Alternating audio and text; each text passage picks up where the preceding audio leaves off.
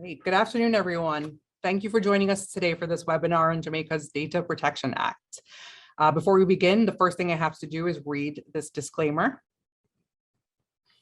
This webinar is being recorded for educational and training purposes. This recording may include questions and poll responses provided by you during the live event. This recording will be made available after the conclusion of the live event and posted on the Carlton Fields website. All right, now that we have that out of the way, I will introduce myself briefly. My name is Kristin Gore. I'm a shareholder in the West Palm Beach office of Carlton Fields. I'm originally from Jamaica. I've been practicing law in the US for over 15 years, and I work regularly with international corporate clients from the Caribbean on a range of matters here in the US. I am here today with my colleague, Christina Gagnier from Carlton Fields' Los Angeles office. Christina's practice focuses largely on cybersecurity and data privacy matters, both in the US and for international clients. We will be taking you through some of the key points about Jamaica's new Data Protection Act.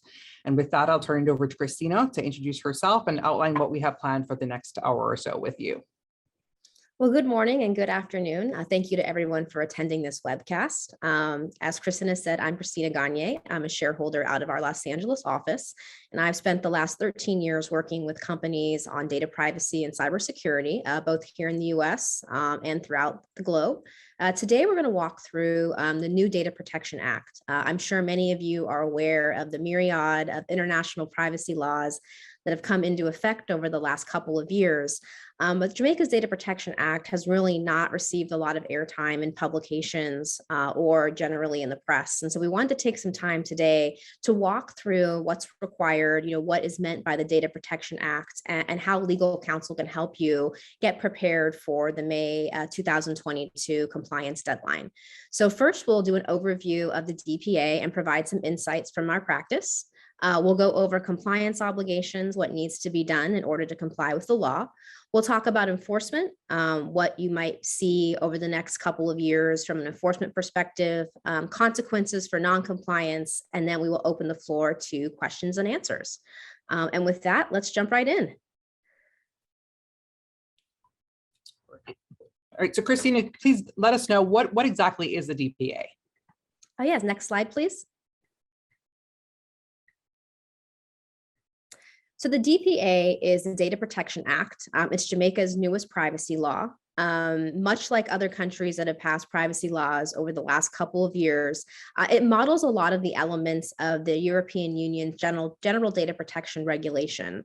Over the last 7 years, there has been a big movement globally in the privacy space to give consumers more meaningful notice, rights, and mechanisms for providing consent for companies to use their personal data.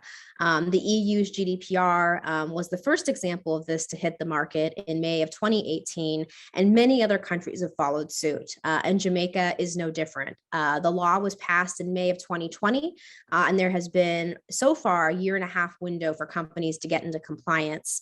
But if you haven't done any compliance measures to date, rest assured you have 6 months to get there before the May 2022 deadline.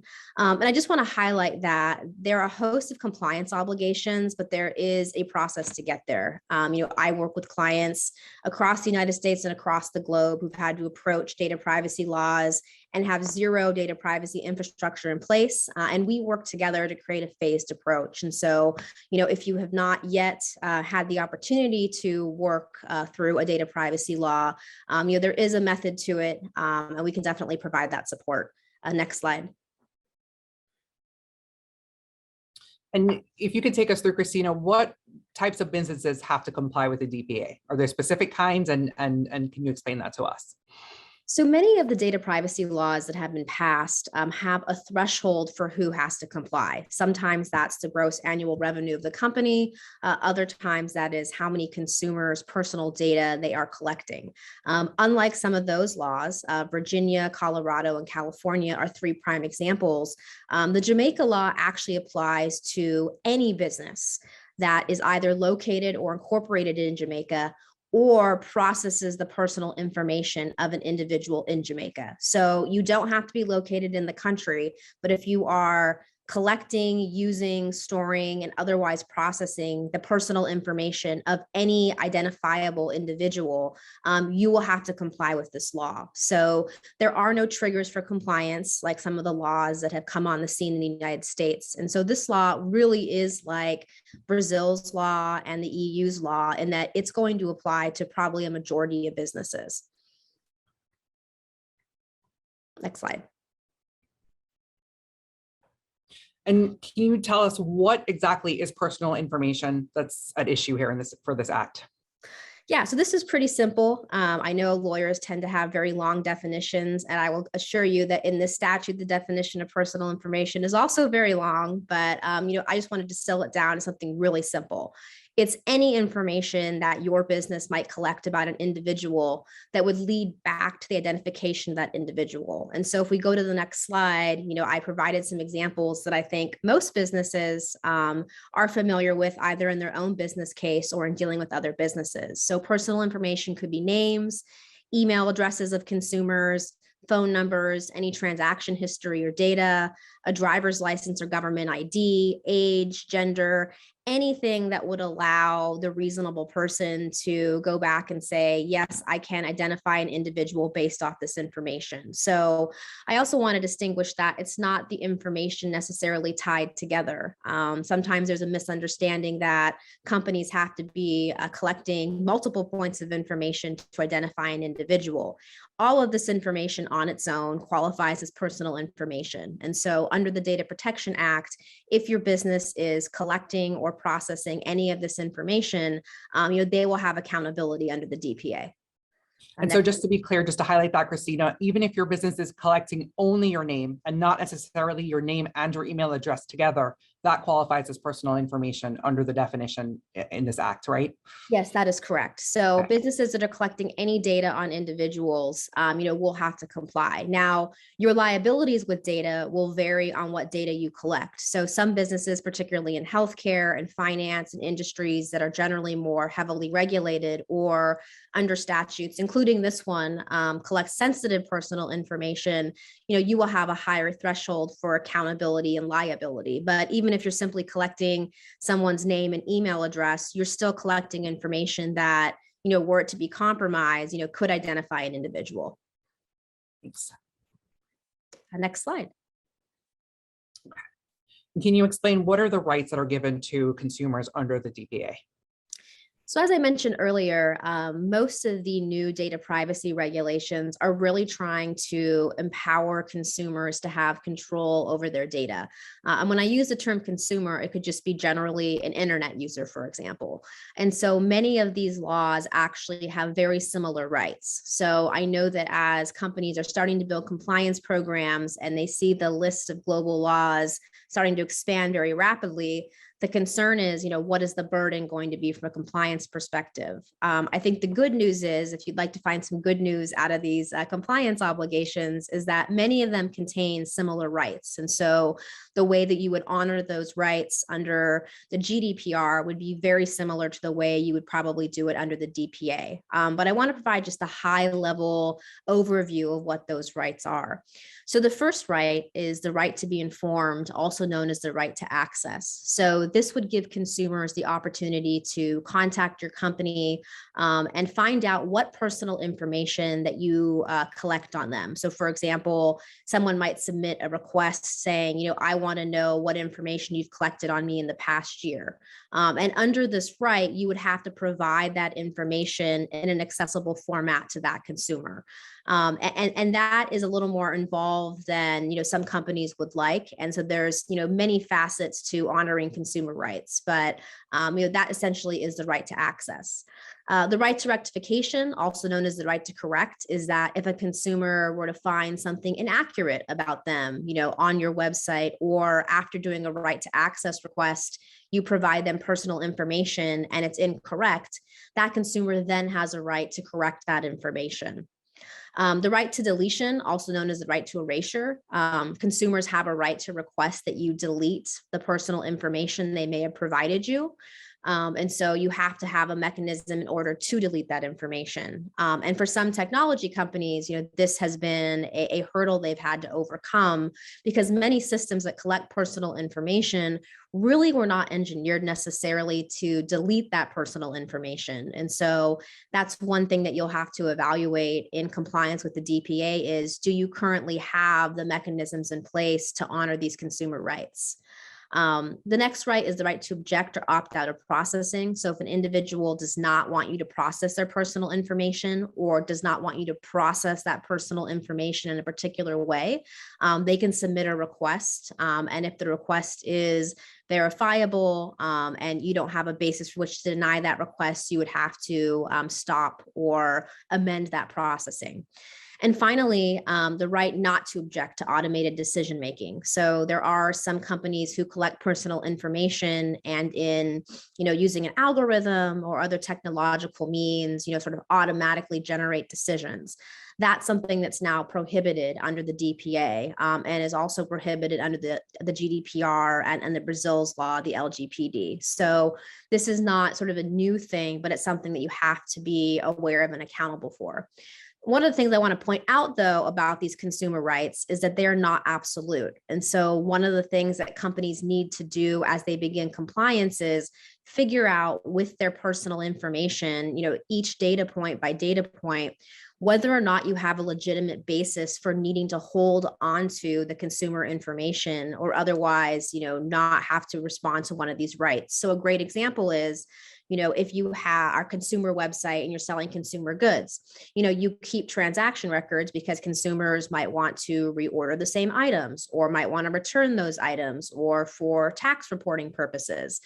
Some of those reasons can be a legitimate basis for denying a request because you have a business purpose and business case for keeping that personal information. Another example might be a kind of contravening regulation. So, there are financial and healthcare regulations that mandate certain data be held in a certain way or for a certain time period. That can be a legitimate basis for holding on to personal information and not responding to a request. So these rights are not absolute, but you do have to work with, your internal compliance team and legal counsel to figure out if you're going to get a request, how are you responding to it?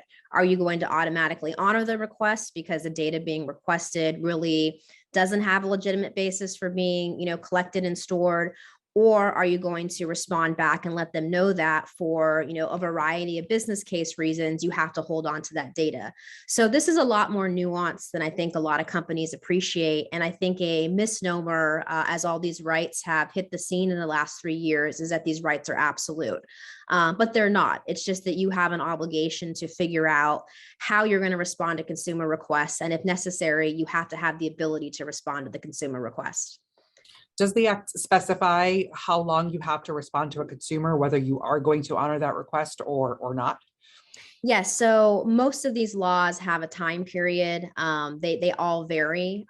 This particular law, I believe there might be 30 days in order to initially respond. But most of these laws, just to give you an idea of how they work, you usually have a window within which you have to acknowledge the request. And so as long as you have a response letter or response email letting the consumer know that you've received the request, you then have a period to deliberate the request. So if you need to research the request, figure out whether or not you're going to respond to the request and delete information, for example, or respond back that you cannot abide by the request, and then you have to respond to the request. So that's one of the places where some of these statutes deviate from one another, is their timelines are different. And so from a response management perspective, it's really important, if you have to comply with multiple statutes, to know which statutes require a response and when.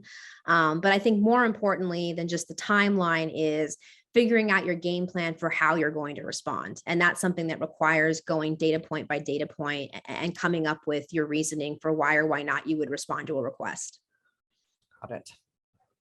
Next slide.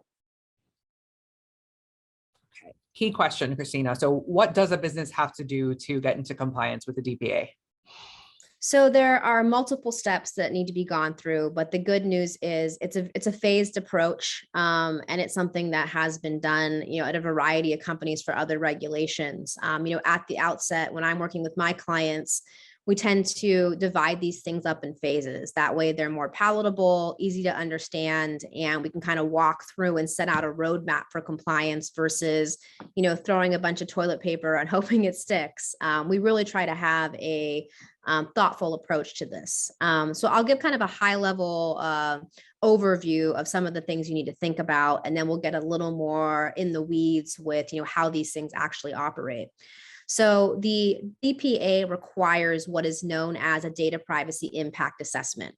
I'll distill this down to something much easier to understand: a data map and an audit of your data practices. So this could consist of creating a data map of all your data, which we'll touch on in a couple minutes, reviewing your existing processes and procedures. So, if you currently, due to, data breach regulations that already exist, have an incident response plan, you need to review that.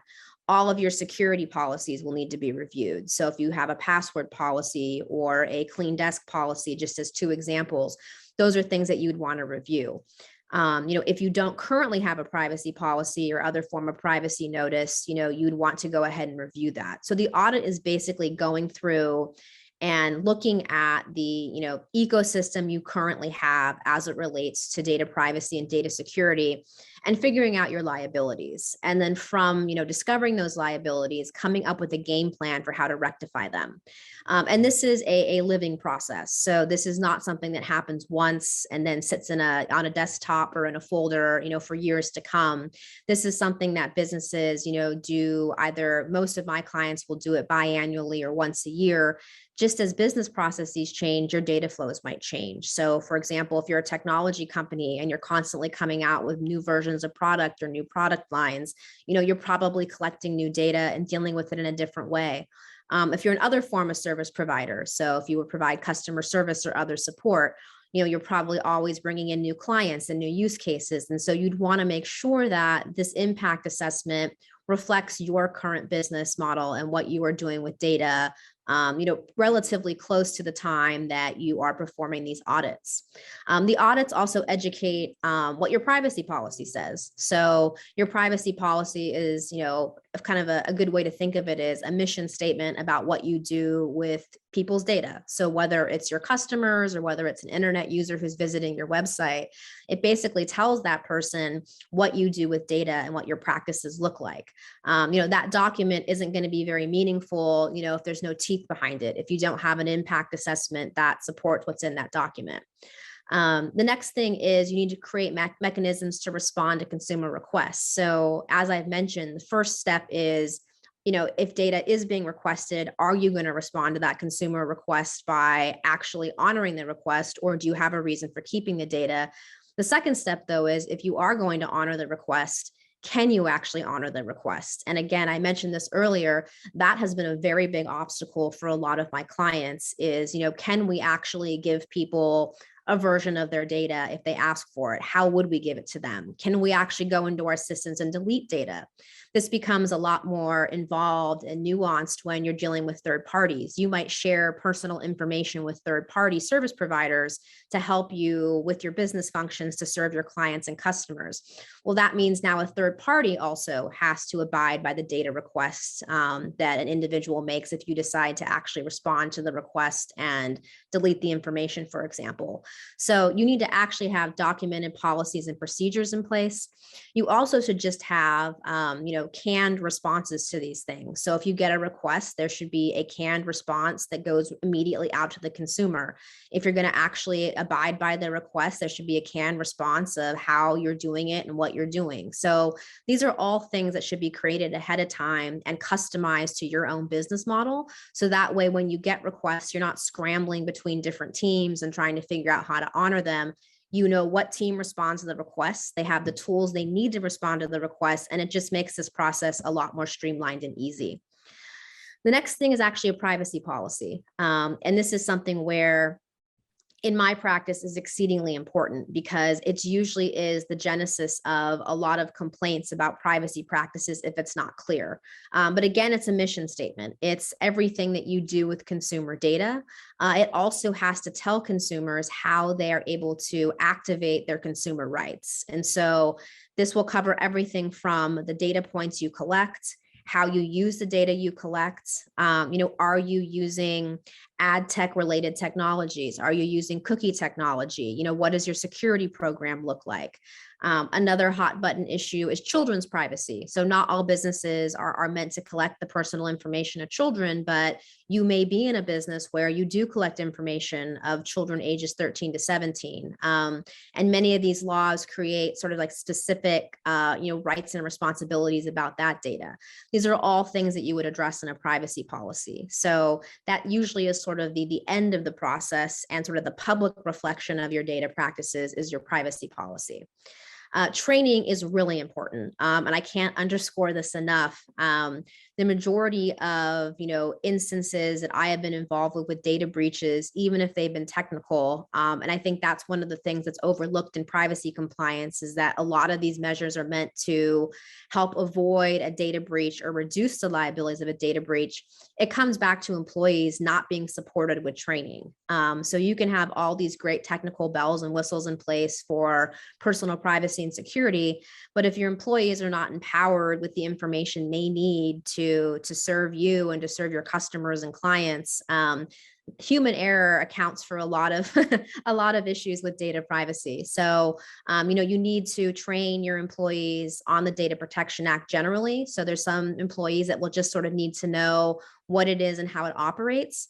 But you'll have other employees who you need to actually have specialized training for them that is tailored to your business model so they can respond to consumer requests. And so, in my practice, I spend a lot of time, working with clients and creating, custom and accessible training so that, the trainings actually make sense for their business, because every business is different. Every business is collecting personal information differently.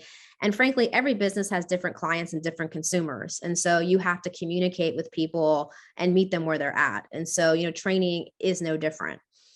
Another overlooked thing is contracts. So your current contracts might not have any provisions related to the DPA. And so it's important to evaluate your master services agreements or other form of agreements. If you currently have a data privacy addendum or exhibit or other agreement, it may not mention this law and what the obligations are. And so you'd want to go back and make sure that all those agreements reflect those requirements. And finally, vendors. As I mentioned before, it's not just you when it comes to data privacy. It's any third-party service provider or other third party that you may share personal information with, is a part of this process. Next slide. My favorite question, and I've been getting this question the entirety of my legal career. And so finally, I have laws that support my answer to this question is my business wasting time and resources complying with this law? And in this case, the Data Protection Act. I want to give a resounding no. And 5 to 7 years ago, it was a little harder because we didn't have data privacy laws that had a lot of teeth. A lot of jurisdictions had not passed them. This is a global trend and it's not slowing down. And, I have been working with clients, very aggressively over the past couple of weeks, for example, to comply with China's new personal information protection law. And it surprised a lot of my clients that China has such an aggressive, personal information law. But this is a global trend. Just in the last year, California has passed another new law, Colorado, Virginia, China, Hong Kong, Singapore, South Korea, Saudi Arabia. I didn't list it on here, Zimbabwe. I could keep going with the list of countries who have passed data privacy regulations that look really similar to the EU law and very similar to the Data Protection Act. So a lot of what you do to create a compliance framework and a roadmap for data privacy, through the Data Protection Act, if you do operate in other jurisdictions or, avail yourselves of clients or customers, this is not going to be lost work. You don't have to reinvent the wheel every single time. Like I said, a lot of these obligations cross over because many of these laws are mirroring, a majority of the elements of the EU law. So, whether or not you are, thrilled about these compliance obligations, I think the upside is that many countries have turned to the EU law and just modeled their laws after that. And so as these new laws come on the books, sometimes there's very little deviations. Enforcement might be different country to country because each legal system is different. The timelines for responding to consumer requests. I wish that was standardized, but each country seems to put their own little flair on 10 days or 15 days or 30 days. And that's just sort of something that you have to build into your systems. But a lot of these laws are mirroring similar rights and similar responsibilities. So if you get the mechanisms in place, in your DPA compliance, those things will cross over to other laws. And every time they come on, it's a lot easier to iterate your privacy program once you have, the foundation there for these data privacy elements. Next slide. Due diligence checklist. I like this one, Christina. So can you take us through this?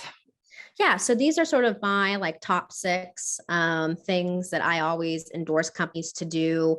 And this is something that you can kind of start to do on your own if you don't yet have counsel or somebody internal to your team that deals with this.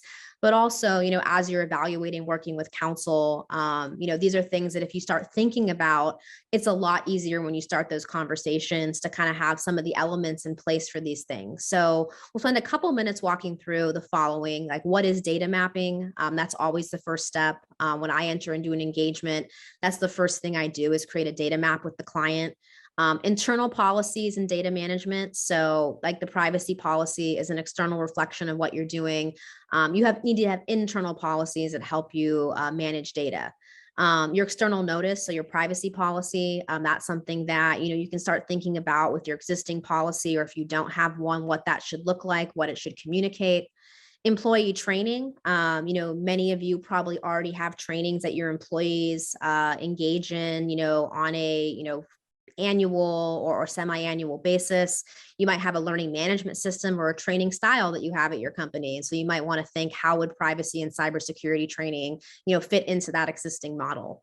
Vendor management, I'm sure many of you have contracts that you sign with a variety of vendors. And oftentimes I'll start working with companies and you've been working with people for 10 years and you kind of forget that they're there because they do their job so well for you. But you need to go back and figure out, who are our vendors? What are they doing? How do we need to deal with them given this law? And finally, appropriate security protocols. So, the Data Protection Act does have some provisions about data security, but one of the things that I'd be remiss not to mention is, data security also brings with it great liabilities. And there have been a lot of data breaches that have happened in the last couple of years. There's definitely been an uptick in security incidents. And so you do have to also be prepared for those because when they happen, you have to move quickly and you might have legal obligations to your customers and clients. And so if you haven't really thought through what your security program looks like, and I'm not necessarily talking about technical measures, but sort of the soft touch measures like an incident response plan or a decision tree when it comes to a data breach. These are all things that when you discover one, you want to have all those details ironed out and be ready to go. It'll make things a lot easier. Trust me, as someone who does this very frequently, you definitely want to be able to jump right in and start investigating and not be thinking about, what does a notice look like or who are we notifying? Next slide. So what is data mapping? How do you do it? This can be very simple or very involved. There are programs and software that helps you develop data maps, but I'm going to make this really simple. I usually have my clients start with a spreadsheet. Just make it really easy. You don't have to use data visualization software. You might want to use it. And of course, as counsel, I make those recommendations for clients who feel that they have such a number of data flows going through the company that they need to visualize it in a different way. But you can essentially start with a spreadsheet. And if we go to the next slide, this is pretty simple. So, what title is your data? What type is it? A description of the data, how it's collected. I mean, these are all things that, you either have at your fingertips as a business or should definitely figure out how this is happening. Processing where it goes, does it stay in your internal systems? Is it going to a server outside of where your business is located? Knowing these things is helpful. Where is it stored? Who controls it? How long are you keeping the data? And then whose data is it? Like, who are the stakeholders that touch the data? So this is a really good example of a very simple data map, but it gets the job done. And essentially, if you start here and go through every data point that you collect, and are able to assess each one of these, requirements in these columns, you'll be ahead of the game, and it'll be a lot easier, when you go through an audit process and start going through your policies and procedures, you'll have a much better handle on what data you're talking about. It'll help you assess your liabilities a lot better. Further, this is something that is actually becoming a lot more requested in due diligence. So if you're a business who, wants to take on investors or might be looking at a merger, I have seen the last couple of years, this actually become an active part of the due diligence process, because there are special liabilities, that come up with data. On to the next slide. So for consumer rights, you have to have the pathway in place to respond to the consumer rights. So if you realize that you do have to actually perform, the consumer right, i.e. you need to actually delete the data. You have to have a pathway for an individual to make a request. You have to have customer support, other support to respond to the request. You need policies and procedures that tell those support employees what to do, what not to do, what to say, how to respond. You have to have the technical ability to respond to the request. And finally, you have to have a documented audit trail of consumer response. So there's actually been companies in California, I'll use that example, who have received consumer requests and have not responded to them. And they have been reported to the California Attorney General's office. And they have then, gone under investigation. The same thing has happened in the EU. Just last year, there were over 300 enforcement actions against companies in the European Union for violating that law. I don't think that the enforcement of the DPA would be any different. If you just ignore a consumer request or can't prove that you responded to it, that's just going to lead to an investigation. So, make sure that you are documenting every single step of the way when you respond to a consumer request. And this doesn't need to be fancy. Again, I come back to simple spreadsheets. I have clients who maintain a database of all their requests. They document all the dates, they save all the correspondence. And then if there's ever a question, they can easily pull all the documentation as it relates to the request. And this is also something that, legal counsel can assist with. This is not something that is new. Many companies have very routine procedures for responding to requests. And I want to highlight just once again that, if it's in your external privacy policy, it's a promise. And so if you're telling consumers that you can do something, then you need to be able to do it. And I think that this is going to be one of the greatest liabilities, under the DPA or any privacy law, is companies cosmetically saying they can do things to respond to consumer requests and then not actually being able to respond to them. And so this is something that, may take more time and investment is, can you actually go in your systems and abide by these requests? Next slide. And finally, topic. Yes, employee training. So this is something that is very widely overlooked in the consumer privacy space. But you do need to make sure that your employees are adequately trained, that training is updated, and that training is tailored to your business model. There are a litany of basic trainings that are out on the internet, not about the DPA, but about some of the other, more well-known privacy laws. But it doesn't tell you what to do for your business and the scenarios that you deal with. And so it is really important to look at your business model and all of your stakeholders and figure out, what do your employees need to know about the DPA and how it impacts those stakeholders. And if they were only going to remember a couple points, because, I'm not going to live under the illusion that everybody watches trainings, because we all have to do it, and remembers everything they see in the trainings. Like, what do you really want to get through to your employees so that you have an effective data privacy program in place? And one of those things that, I always endorse is, who at the company needs to know if an incident happens, if they learn something that doesn't seem right, who needs to know? Your training is the pathway for letting people know they're empowered to make that reporting and to make those decisions. So this is something that, I would spend a decent amount of time on, but it's also a requirement.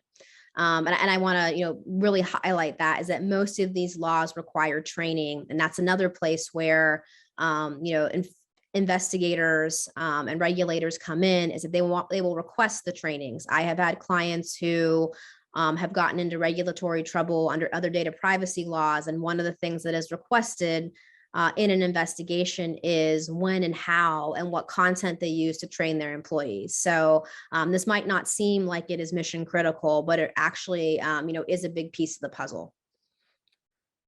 Next slide. How should companies approach vendors, Christina?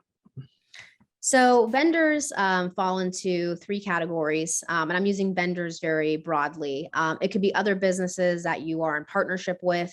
It could be your service providers. So, if you use a software as a service company, for example, to process data, or any other third party who is, having an access point to your data.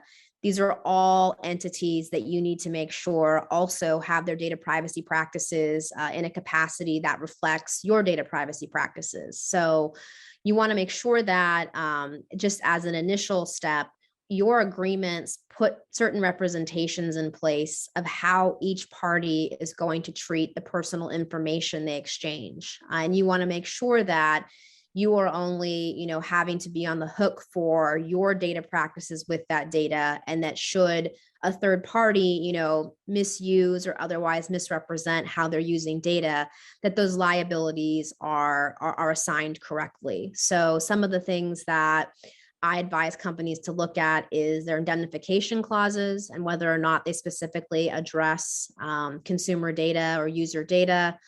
Your limitations of liability clauses and agreements. There can be a lot of liability and cost associated with a data breach or security incident. And so you want to make sure that these agreements are very clear about that. You also want to make sure you go into any existing agreements and reflect responsibilities under the DPA. So there might be provisions that address certain statutes that existed prior to the DPA or other international, statutes or national statutes. You'd want to go to that section and add in the DPA and make sure that the requirements under the DPA are also addressed.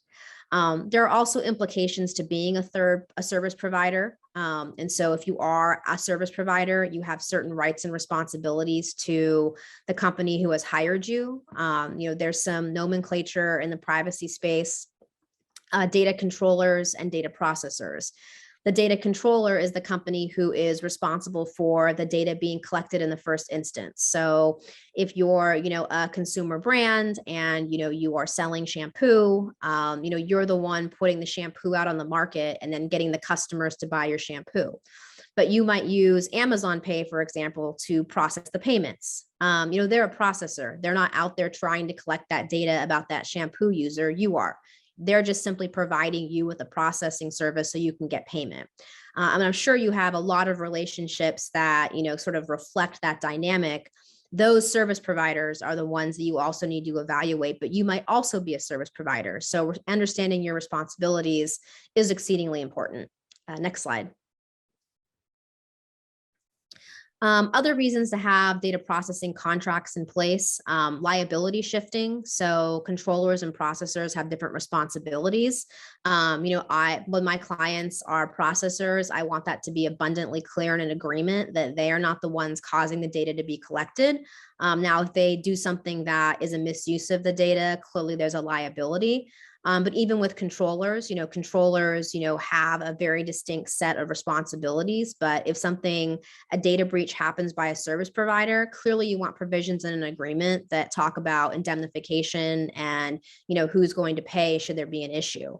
You want to place limits on the use of personal information. So you don't want to give data to a service provider or other vendor, and then they're using that data for reasons that you're not aware of or not allowable, under your privacy policy or agreement with, a consumer or a client.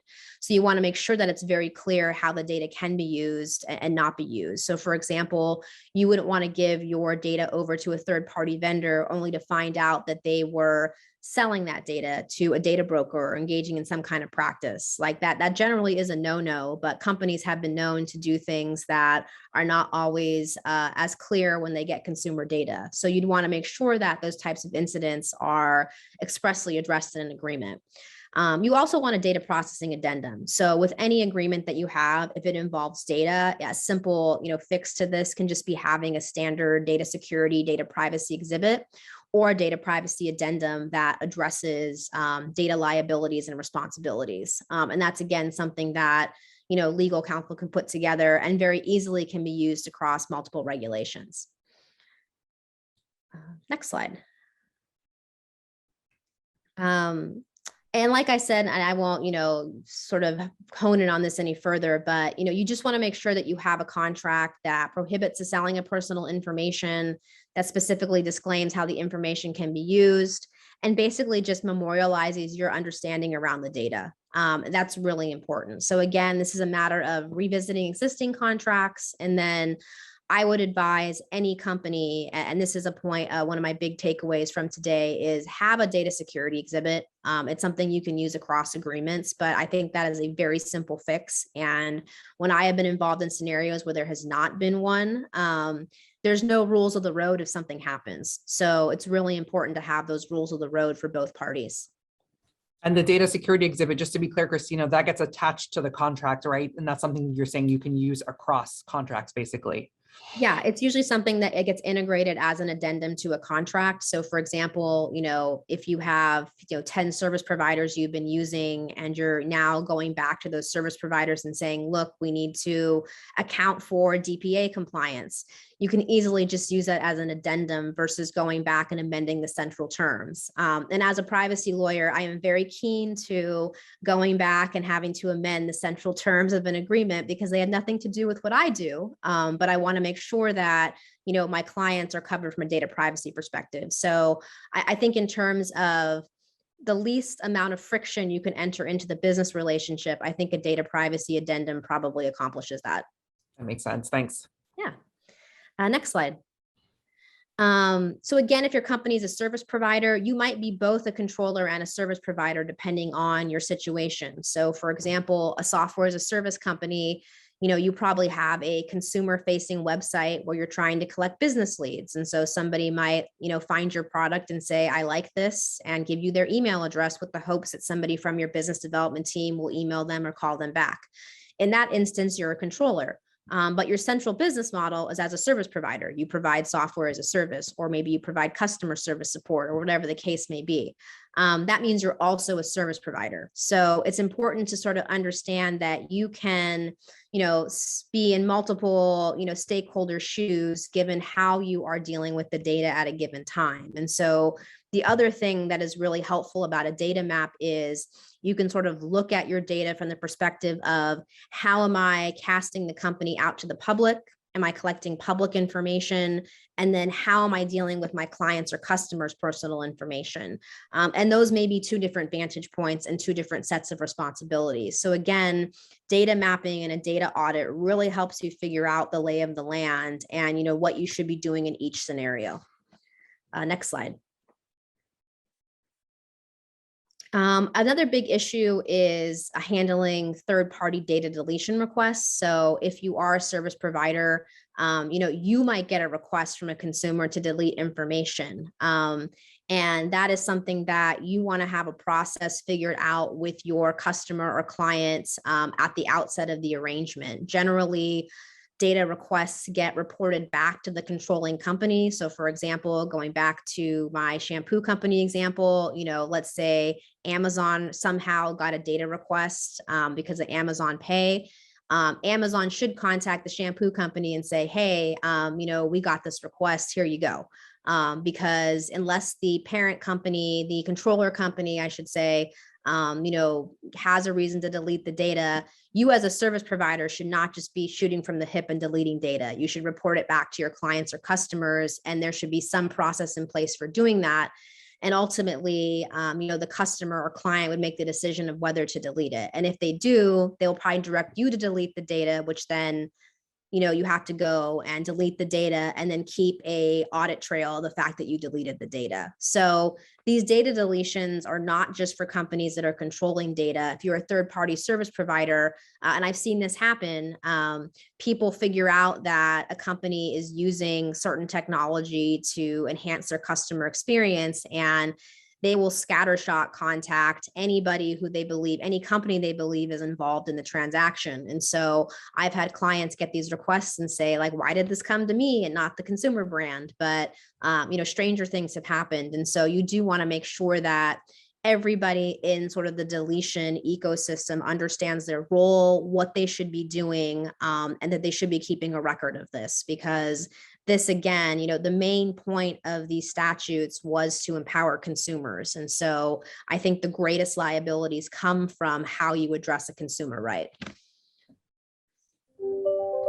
Next slide. Enforcement. This is, of course, a big issue. When will the DPA be enforced?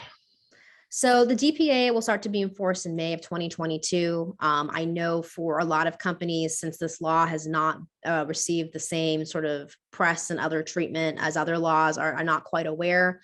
But essentially, if you hopped off this webinar in a couple of minutes, you have 6 months to get into compliance, which is definitely attainable. Many of my clients that I've been working with, we spent, a 2 to 3 month window getting them into compliance with this law or other laws. And so, it is easy to come up with a phased approach, but, that is the enforcement deadline. So I would imagine that, within a few months of that deadline, enforcement will begin. And one of the things that I found interesting, and we'll go to the next slide.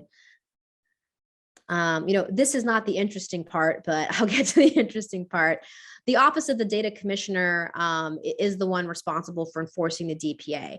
One of the things that can be really frustrating and confusing for businesses is when there is no history of a regulator regulating a particular space. What are they going to do? How aggressive are they going to be? I don't have answers to those questions right now because there has not been a lot of guidance issued yet around this law or, sort of how the enforcement is going to be managed. What I can comment on is what has happened in other jurisdictions, and I will point back to the European Union.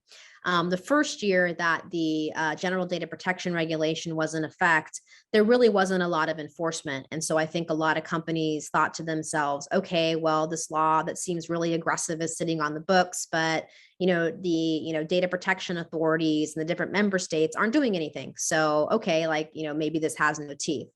Then the next year, enforcement spiked dramatically. And this year it has also spiked dramatically. So, it might pattern that where in the first year, there's not a lot of enforcement, but, then it will become very aggressive. And what I mean by aggressive is on the next slide. There are some unique features of this law that you will not find in other data protection laws. The first one parallels the European Union, which is fines. So if you don't comply with the law and you're found to be out of compliance, a business can be fined up to 4% of their annual gross worldwide turnover for the preceding year. And for most companies, that can be an exceedingly big hit. So the fines can be very aggressive. And so, in your calculus of, do I invest in data privacy and security versus what those fines look like? More likely than not, it's going to be a lot cheaper to invest in data privacy and security than to have to deal with those prospective fines. Personal liability, this is a unique feature of this statute. Many other statutes don't assign personal liability. There'd have to be a criminal threshold. This one actually assigns personal liability. So, it's not just something that would lie on the entity. It could also go back to directors and officers. So it's important to understand that there is that component of it as well. And finally, consumers can also seek civil damages. So many of the privacy laws in the US at the state level, California, Virginia, and Colorado, have a private right of action that is specifically around data security. This law actually allows for civil action for multiple violations of the law. So the potential penalties and enforcement mechanisms are actually, in my view, a lot more aggressive than some of the existing data privacy laws. So, in the calculus of compliance and investment in compliance, I'm definitely a lot more ardent in telling my clients, let's get this right, because we don't want to have to deal with the regulator and getting it wrong. Definitely. And so fines, personal liability, and there can also be actions for civil damages. So definitely a lot at stake here. Yeah, and I see some questions. So Kristin, I will turn it over to you to fire away. Sure. So the first question we have is, are there any prescriptive requirements for the data map flows, or are we allowed to determine what is an adequate representation of a map of our data? So there are no specific guiding regulations right now. So one of the things that I have not seen yet versus some of the other laws is that there'll be the regulations put in place, and then there will be some guidelines for what is expected. That really has not come forth. And so what I would say is, working with legal counsel for what is commercially practicable.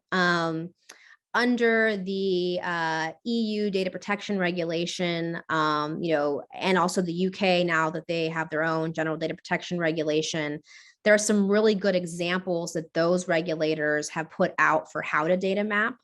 So the Information Commissioner's Office in the United Kingdom has a ton of resources. And the reason I'm pointing to the UK, even though this is Jamaica, is that, they're very aggressive regulators. They were aggressive regulators prior to the GDPR, but they have some really good resources for that.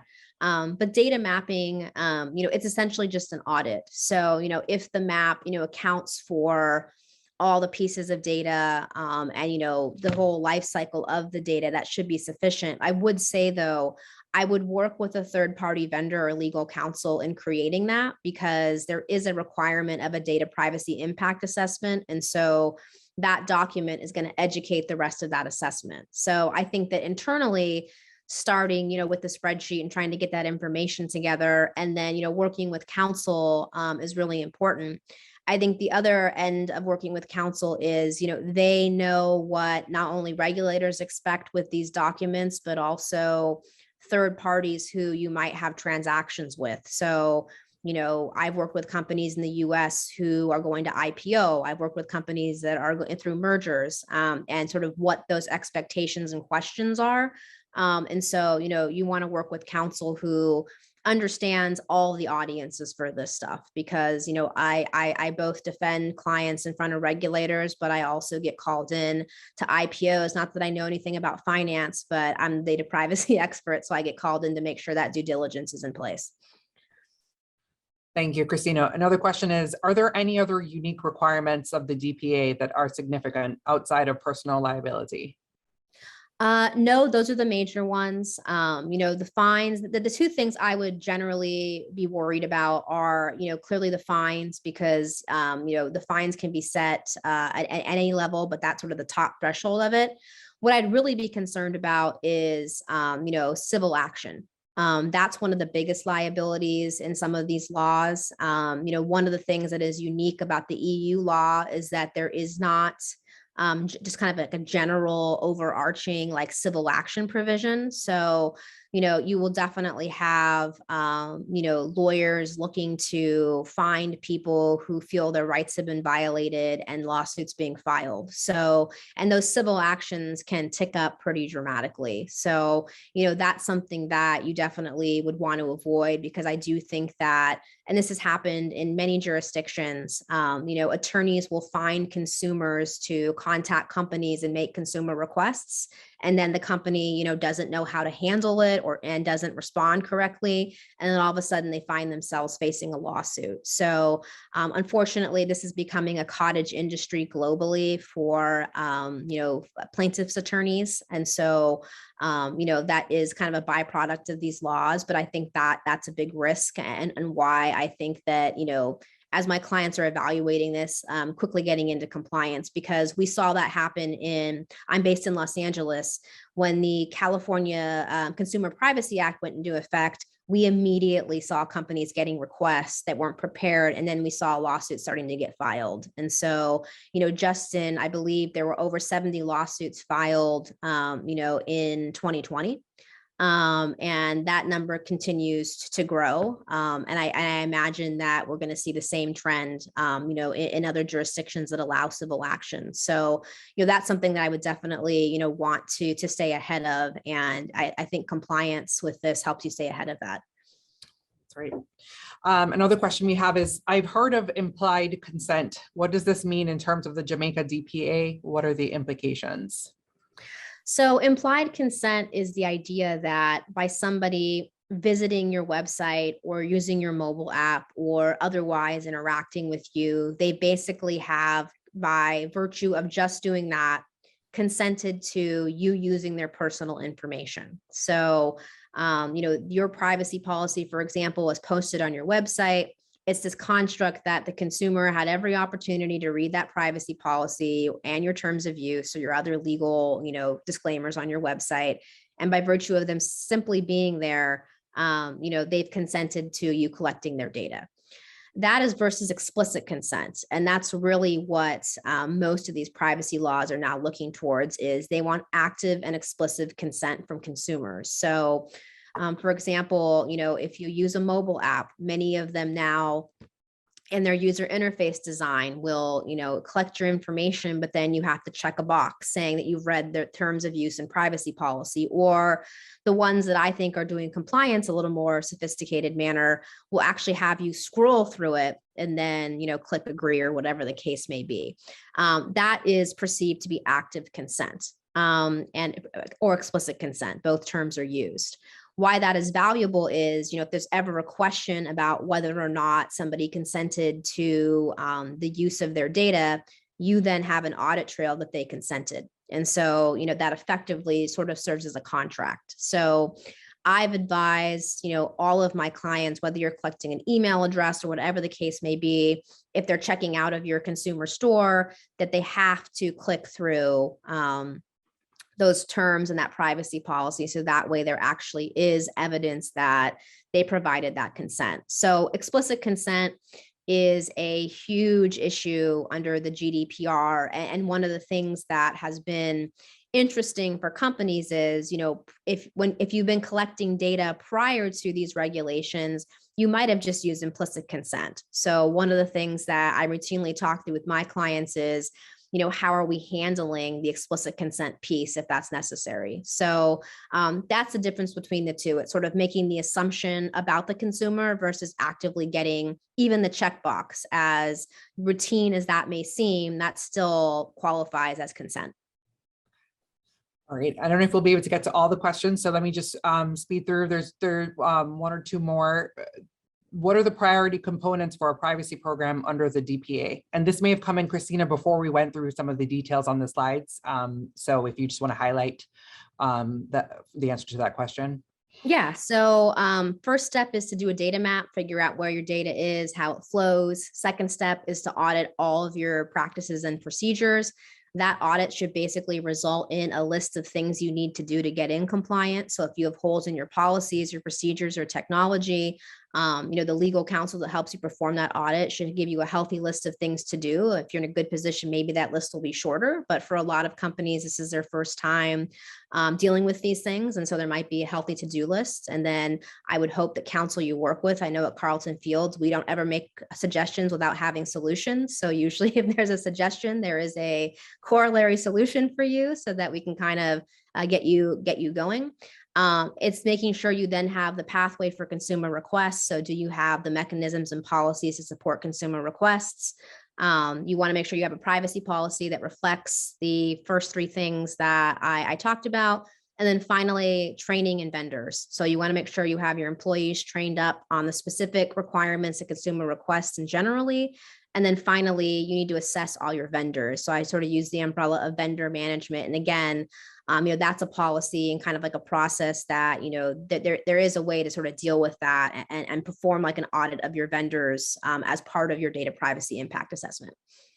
Thanks very much, Christina. Last question. Would the slides recording be available? Yes, we are going to be sending out to everyone who registered, correct? Yes. And that will also include a copy of the data mapping spreadsheet template that's on one of the slides, right? Yes, it will. We also, Kristin and I drafted a short article on the Data Protection Act about a month and a half ago. And so, some more details besides what's on the slides is also within that. So hopefully that will be helpful to you all. Great. I think that was all the questions we had time for, Christina. Great. Well, thank you for joining us. Yes, thank you very much for joining us.